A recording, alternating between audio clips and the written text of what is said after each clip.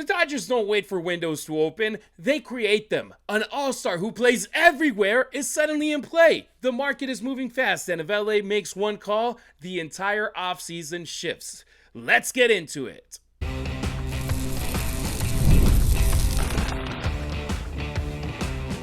You are Locked On Dodgers, your daily Los Angeles Dodgers podcast. Part of the Locked On Podcast Network, your team every day. What's up, everybody? I'm Harry Ruiz. That's Travis Rodgers, and it's time for Locked On Dodgers, part of the Locked On Podcast Network, now the #1 sports podcast network. On today's show, major World Baseball Classic news involving Mookie Betts and Yoshinobu Yamamoto. One opting out, the other leaning in. We're hitting up our listener line as well, but first, we're diving into one of the most intriguing trade fits of the entire offseason. Should the Dodgers make a real push for Brendan Donovan, Travis? I'm all here to make the team better in any way that they can possibly do it. We'll talk about all of this coming up on today's episode of Locked On Dodgers, brought to you by FanDuel. If you want to be right in the middle of the action this season, visit FanDuel.com and place your NFL live bets all season long. Travis is holding it down every weekday from 3 to 6 on the Travis and DeMarco Show on 710 ESPN LA. And if you're outside LA or away from the radio, you can always stream it on the ESPN LA app. Me, when I'm not calling on the mic, calling USC football or Raiders games in Spanish, this is where you'll find me, locked in with you, talking Dodgers and diving into it all every single weekday. If you're new around here, welcome. You're officially part of our family. And to our everydayers, you already know how important you are. You're the pulse of Locked On Dodgers. You're watching on YouTube? Hit like, drop a comment, and make sure that you're subscribed. Listening on Apple Podcasts or Spotify, a quick 5-star rating goes a long way in helping other Dodgers fans find our show. The perfect Dodger? Why Brendan Donovan checks every box. If there is a single trait that the Dodgers value more than raw star power, it's flexibility. And Brendan Donovan, that might just be his nickname right there, flexibility. He might be the most flexible everyday player available in the offseason because he's 28 years old. He's coming off of an all-star season. He gets on base. He doesn't chase. And he can play pretty much anywhere. Second base, third base, shortstop, first base, any outfield spot. This is not a utility player. That's a lineup problem solver right there. And Travis, I would love if the Dodgers go for him.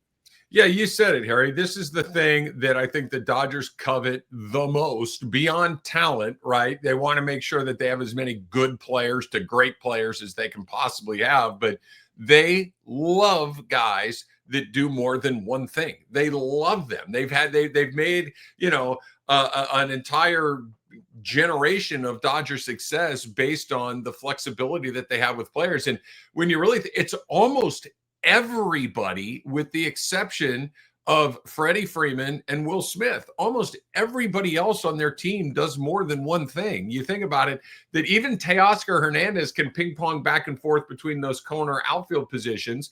You go back a few years, Cody Bellinger, first base and in the outfield. Austin Barnes, a part of this team for years. Austin Barnes was an infielder as well. Austin Barnes would get kind of quasi-regular time at second base. Max Muncy could play first, third, second. Mookie Betts, Gold Glove right field. Put him at shortstop. Doesn't miss a beat. He can play second base. Tommy Edman was a guy that they'd covet. We know Miguel Rojas. We know Kike Hernandez. Chris Taylor was another one of these guys. This is what they do. They love guys that thrive and not just do them, but do them at a level that is at least major league quality, if not a little bit better than that. So Donovan makes a whole lot of sense. He solves a whole lot of problems. That would be an incredible acquisition. No doubt about it. And here's the key part too.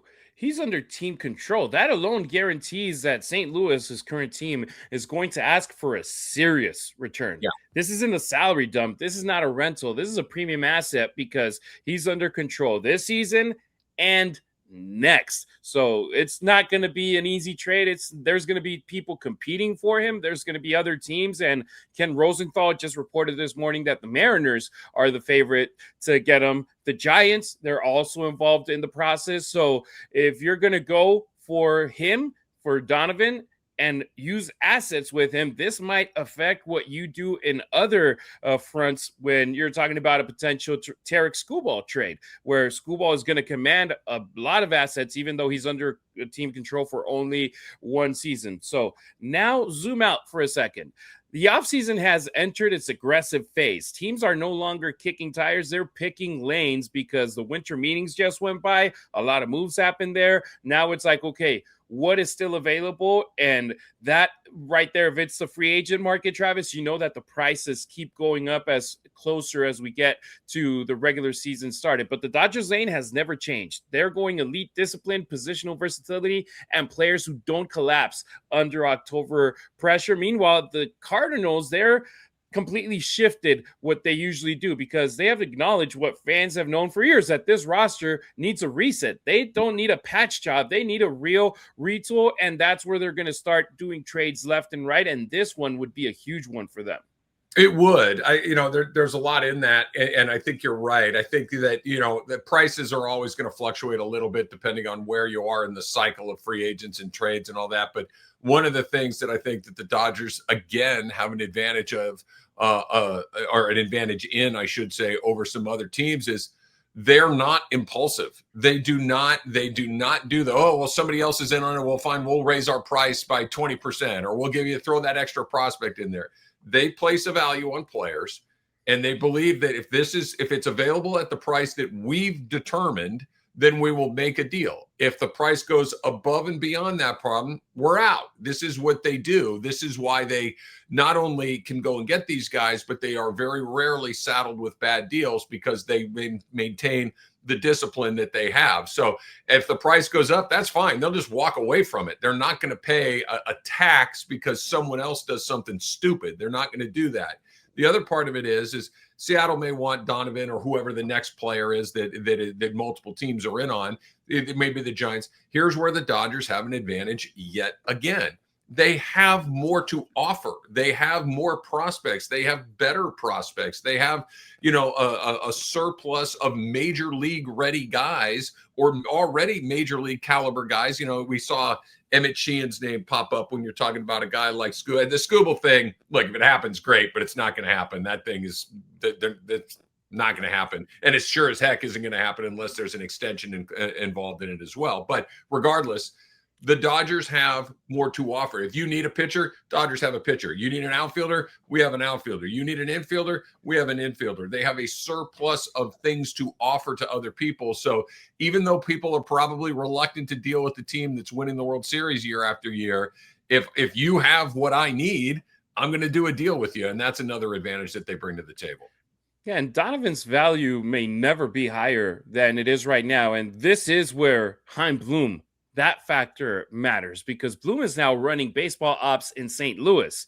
Dodgers fans, they might remember him. Why? Because he was running Boston. He just started running the Red Sox when the Dodgers pulled off the Mookie Betts trade. So there's that connection right there. We don't have to go to a couple years back when the Dodgers traded for Tommy Edman midway through the season. Now it's a completely different person running baseball ops for the Cardinals, and I feel it might be an even better connection for them. I know it might bring flashbacks for Bloom saying, man, that Mookie Betts deal didn't go as I thought it would. Yeah. But at the same time, it's like, hey, you need to go for assets, and you knew that the Dodgers sent a lot to the Red Sox, including Verdugo, who ended up being a good player for them. I know that the prospects didn't pan out like Jeter Downs, but at the same time, that's a gamble that you should be willing to take if you don't have what it takes to keep that player. And right now, Donovan, he's not on the same timeline as the Cardinals, who aren't going to be competing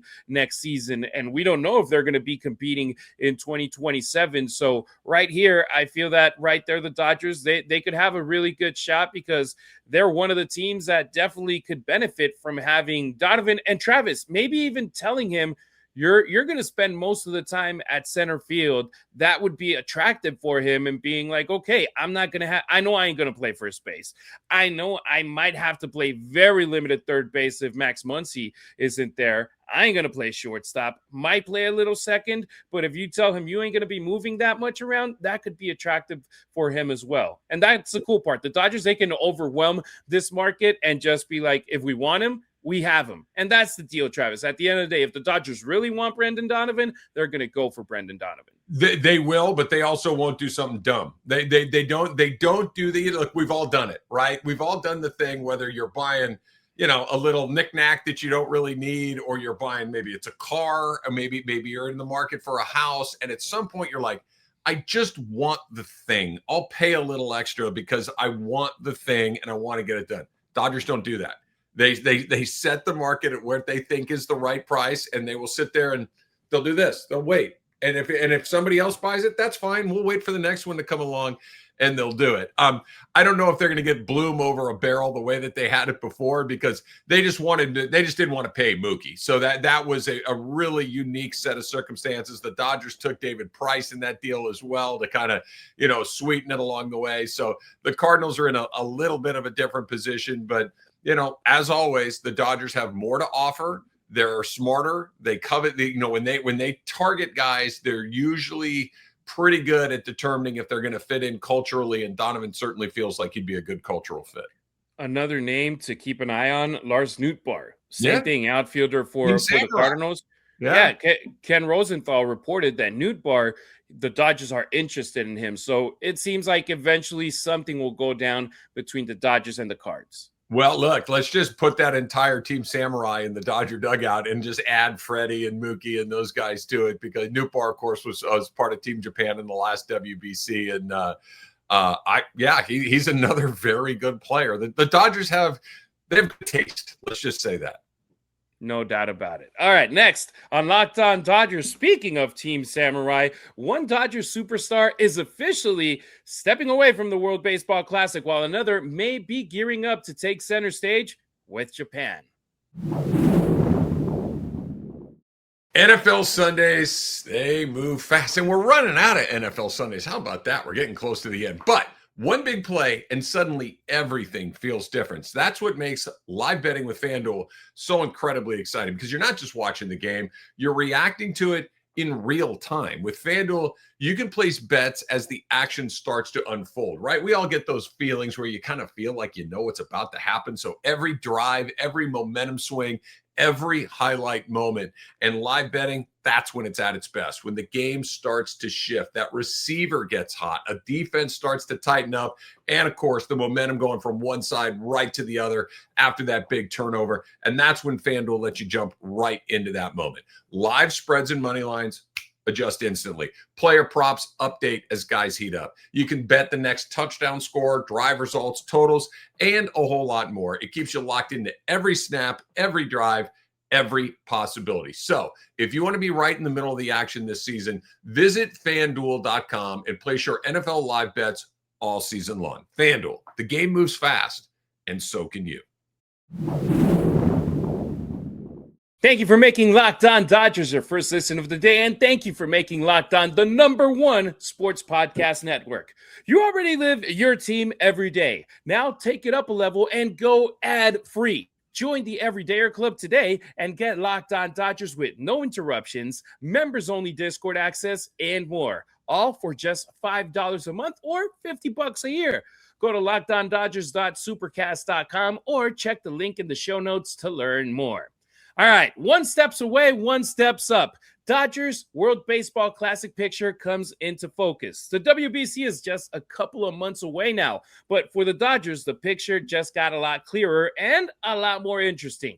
Let's start with Mookie Betts. Betts has confirmed he will not play for Team USA in the 2026 World Baseball Classic. And honestly, the reason tells you everything you need to know about who Mookie Betts is, because the tournament lines up with the expected birth of his third child. He had a stream with streamer Aiden Ross yesterday, and here's what he had to say when he was asked if he was going to participate in the World Baseball Classic. Are you going to play for Team USA? No, man. So I was, but I can't now. My Wait, what? Really? Yeah, my wife. We're having the kids, so the baby's due right in the middle of the WBC. And you guys are doing it in Miami, right? Yeah. And she's gonna be in California. Bro, I wanted to see you. I know. It's okay. Sorry. It's all right. But she said she would divorce me if I wasn't there. Oh wow. Kids, so. Well, it makes sense. You're good. You're dad first. Yeah. I respect that. And then I mean, right there, you 100% understand him. No drama, no hedging, no we'll see. Family first. And man, if your wife is going to divorce you if you ain't there, you ain't going to no World Baseball Classic.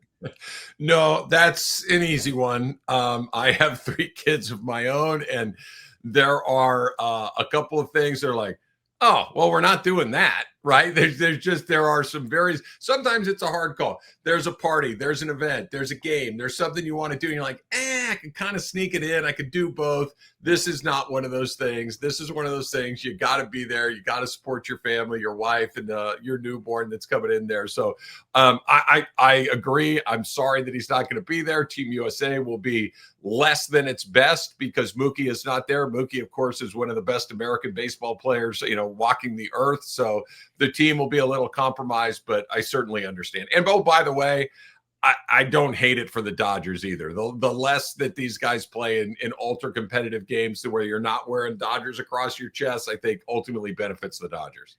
Yeah, because it's already been back-to-back World Series runs, extended season, extra innings, extra stress, the position change.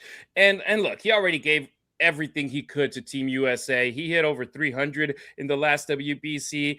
And now right here for the Dodgers, this decision reflects something bigger. Elite players could start to protect longevity, because even if he wasn't expecting a child, I would feel that it would be a smart decision for Betts to say, I'm going to pass on this one. Let the next generation take care of business right here. Because let's be real, Travis, for the States, the World Baseball Classic isn't the same that for other countries, what it means for other countries. For other countries, this is we want to be at the top of the sports world.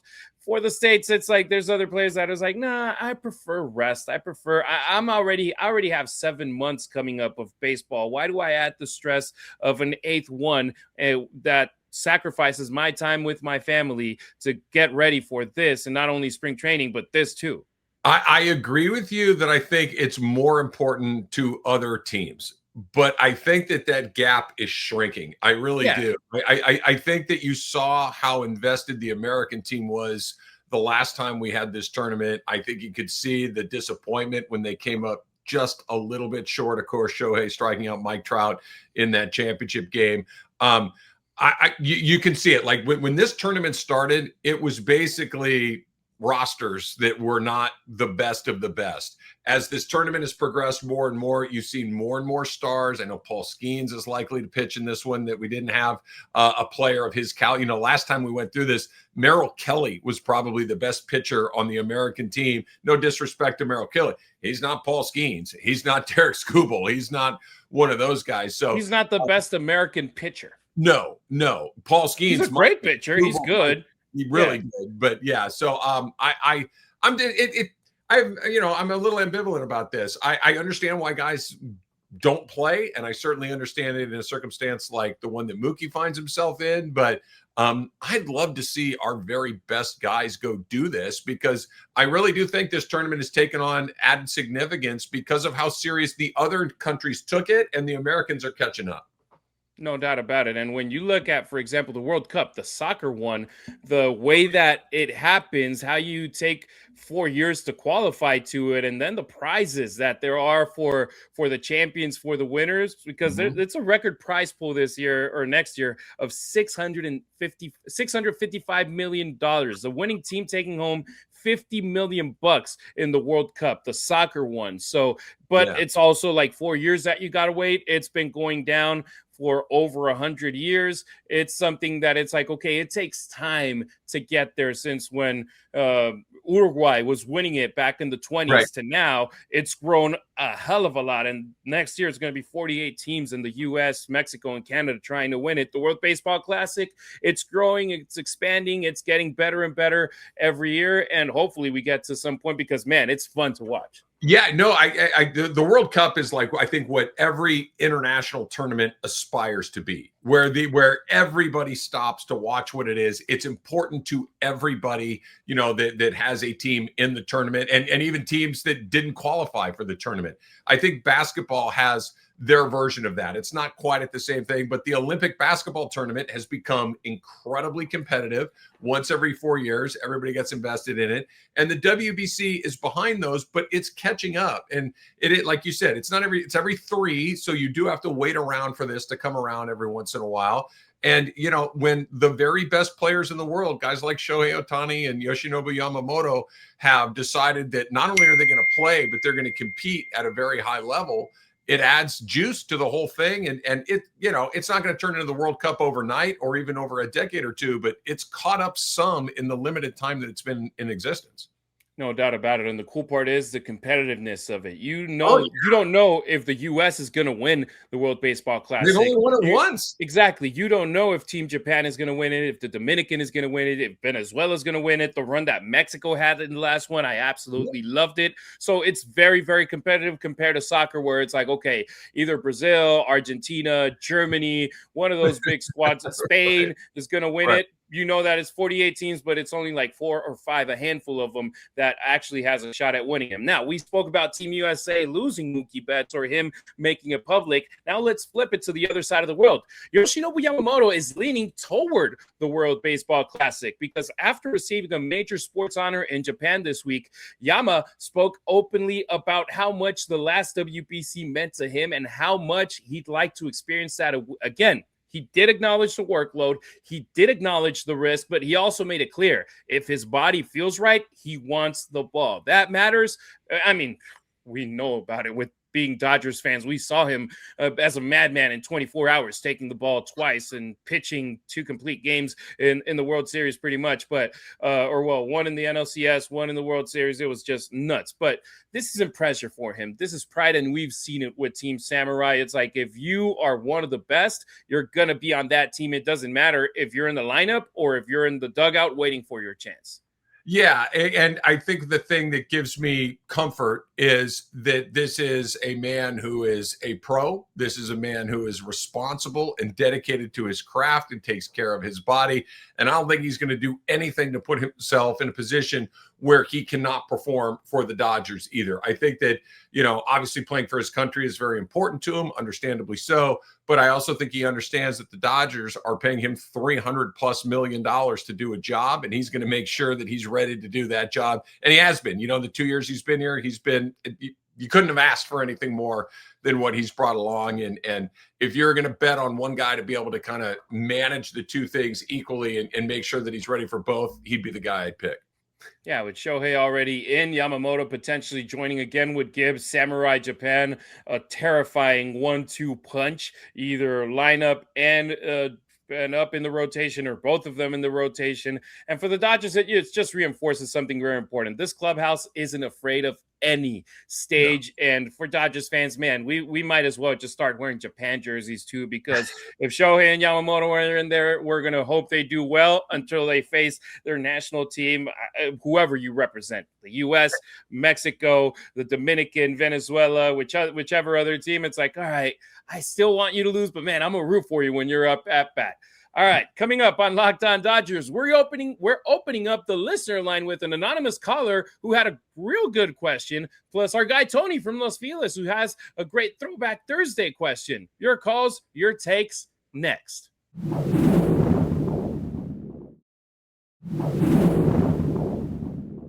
Don't forget to follow Locked On Dodgers not only on YouTube, but on X, Instagram, and TikTok as well. You can find Travis on social media at Travis Rodgers on X and Instagram. Rodgers, just like Dodgers, but replace the D in Dodgers with an R. Meanwhile, I'm at Harry Ruiz on X, at Harry_Ruiz on Instagram, and at Harry Ruiz_ on TikTok. It's time for our listener line segment of the week. Let's wrap it up the best way we can with you. 702-3-LOCK. That's 702-356-2533. Available 24/7, 365. If you're watching us, you can see that number underneath us every single segment that we record. Leave us a voicemail, send us a text, and you might end up on a future episode just like today. Leading off, this listener didn't leave a name, didn't leave a location, something which we absolutely prefer that you actually do, but the question was just too good to ignore. And this is exactly why we keep the listener line open. Let's head over to what I'm calling generic caller number 1 because he left no name. Hey, how are you? I'm calling this Locked On Dodgers to say, what about Jarren Duran from Boston? Why can't he be in the center field? Teo could be in left. And Miggy could be in right. So that's what I feel. Jarren Duran. I mean, I would just say where there's smoke, there's fire, and we haven't heard Jarren Duran's name in a while in the Dodgerverse. So I would say absolutely, if he's available and if the price is right, I would love to have Jarren Duran with the Dodgers, but I just haven't heard anything about him being in the Dodgers outlook of things, how things are going on right now. And if the Dodgers are looking at someone, there's a good chance that you get the Ken Rosenthal's and Jeff Passons of the world saying at least something, throwing a nugget in a column in just their observations of the offseason. And I just haven't heard Duran's name enough to be like, okay, this is something realistic. Because even Tarek Skubal, we did hear his name in talks, but Duran, that hasn't been the case. Yeah, he's a nice player. He's a good player. He's a local guy too. Went to Long Beach State, grew up in Southern California, so that's always kind of an interesting component to this. But I agree with you, Harry. I think that there would be a little smoke if that were something. Then not impossible. He's got a player option a team option for next year. At about $10 million, which in modern baseball prices is pretty darn good. It's a pretty nice price, but you can't buy a house that's not for sale, as the phrase goes. So if the Red Sox want to keep him now, he's going into the second part of his career, the arbitration part of his career coming up. So maybe that is an opportunity for the Dodgers or someone else to get in there. But Duran's name is always on the list of teams that are of players that other teams are interested in, because he's a good player. And the Red Sox, they're in a weird spot. They're kind of competing, but not competing the way that they used to. So all those Red Sox players are always kind of in the mix in one way or another. Yeah, they were a 500 team last season, and they ended up being 5 games behind the last wild card spot in the American League. And that's the thing. Now with so many wild card spots open, that makes even a 500 team a team that's competing. So they feel like, okay, we're not that far from being a postseason team. And once you're in, that's a completely different story. So thank you to our anonymous caller who dropped off that nugget that I enjoyed. It's like, hey, you know what? It's a good topic that we can talk about. Now, let's go to our second call. Our guy, Tony from Los Feliz. Tony, take it away. Hi, Harry. Hi, Travis. Tony from Los Feliz calling, wishing you guys a happy holiday. It's fourth night of Hanukkah in Mi Casa, hanging out with the candles and all. Just wanted to give a quick call and say thanks for the show. Really can't figure out why the Dodgers decided not to go with Suarez and instead Edwin Diaz. Gosh, I feel embarrassed that I didn't go for the gold and the gusto. I'm so glad they didn't listen to me and got Edwin. So listen, it's a bit of a slow time. I thought I would take a bit of a turn and offer one of my earliest memories and wondered if this might be a segment for you guys going forward, which is your earliest memories of baseball. When Travis talked about being 7 and watching Reggie take those 3 homers out of Yankee Stadium, I was 17. I'm 65, and I that ruined my adolescence, by the way. Just to let you know, I was thinking about my earliest memory, and I remember Jim Gilliam, which you guys may or may not know of or remember. He passed away on the eve of the second Dodger-Yankees 70s battle in 78, and they wore a patch on their arm for him. He was an infielder in the 50s and 60s for the Dodgers. He was my first memory, because I used to call him Gilligan. I don't know if you remember Gilligan's Island. My dad used to say, you called him Gilligan. But Jim Gilliam, a great player. And then I remembered Don Drysdale. That's right. I was too young to see Sandy. I was alive but not conscious. So my earliest memories, Jim Gilliam, and the Big D, the Big Train, Don Drysdale. Fantastic early memories, and being at the stadium watching Willie Crawford and Willie Davis, the 3-dog out in the outfield. All right. Anyway, that's my holiday rant. Hope you guys are great, and let's see if we go out and get an elite or an impact special outfielder. Take care. Have a good one, guys. Bye-bye. All right, there's our guy, Tony from Los Feliz. Let's go in order, Travis, because he said he preferred Suarez, or he was thinking Suarez over Edwin Diaz. Tony, I'm so happy that you didn't get what you wanted. If you can get Edwin Diaz, get Edwin freaking Diaz. Get Sugar in your bullpen, and I'm happy that the Dodgers have him. Travis, what you would have gone, Suarez over Diaz? I think they're both a great choice. I think had you gotten either one of those guys, we'd be very happy. Diaz is great. This is no shade to Diaz at all. But had you gotten Suarez, I think we're pretty darn happy about that as well. So I think that was a no lose situation. Whoever you got there was going to be a significant upgrade to your bullpen. It was 1A versus 1B, and the Dodgers, in my opinion, ended up with 1A, and I'm very happy about it. Now, I love it that some of our conversations that we have here on our show spark thoughts from our listeners all around the country and all around the world. And Tony, he brought up, is like, hey man, his earliest memories from baseball. Do you want to bring up another one, because he went off of what you had to say? Sure. Well, first of all, happy Hanukkah to you, Tony, and to the Campbells that apparently are over at your home when you made that call. So I hope that you guys are celebrating appropriately. You know, that Reggie one is right up there. The first Dodgers that I'm conscious of remembering and knowing where they played, which positions they played, which roles they filled, were those late 70s teams. And that, I was born in 1971. So, my 7, 8, 9, 6, 7, 8, like I remember Bob Welsh, like this tall, skinny right-hander, threw 100 miles an hour and came in and struck Reggie out in a big moment in the World Series. I remember that, being a part of that. This is the part that kind of a funny story.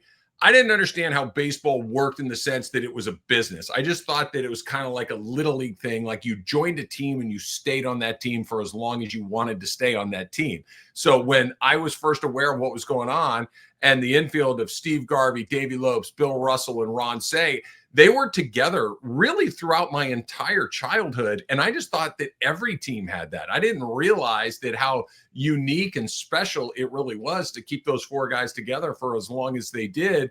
And when they finally broke up, I was like devastated. I'm like, what do you mean Steve Garvey's going to San Diego? That can't be. Why? What's going on? Why do they want to do that? So those are the guys. I remember Bert Hooton and Bobo Castillo and Elias Sosa and these guys that were part of that. Don Sutton, an early memory of mine, just kind of knocking around. But the first time I remember being invested and watching and concerned was in those late 70s World Series against the Yankees, where they couldn't beat them. And Craig Nettles is making all sorts of crazy plays at third base. Reggie's hitting home runs.